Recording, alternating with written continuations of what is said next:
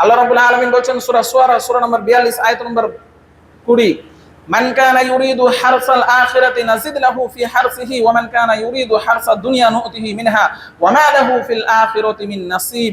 আল্লাহ রাব্বুল আলামিন বলেন, যারা আখিরাতের ফসল কামনা করে আল্লাহ রাব্বুল আলামিন তাদেরকে আরো বাড়িয়ে দেন। বুঝতে পারছেন?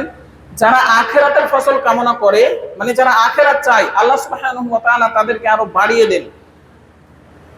আর যারা দুনিয়ার ফসল কামনা করে তাদেরকে আল্লাহ সুবহানাহু ওয়া তাআলা দুনিয়াতে কিঞ্চিত পরিমাণ দেন, আর আখিরাতে তাদের জন্য জাহান্নাম ছাড়া আর কোনো অংশ নেই। এইবার দেখেন, আপনার ছেলে ডক্টর হবে, ভালো কথা। আপনার ছেলে ডক্টর হবে, ভালো কথা। যদি টার্গেট হয় শুধু দুনিয়া, তাহলে আপনার ছেলে দুনিয়াতে কিঞ্চিত পরিমাণ পাবে, আপনি পাবেন, কিন্তু পরকালে তৈরি রয়েছে জাহান্নাম।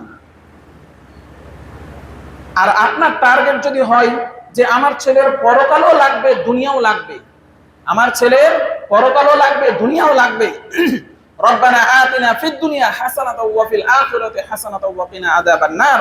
আপনার টার্গেট যদি হয় যে আমার ছেলের দুনিয়াও লাগবে, আখিরাতেও লাগবে, তাহলে ছেলেকে ডক্টর বানানোর আগে আদর্শবান ডক্টর বানাতে হবে।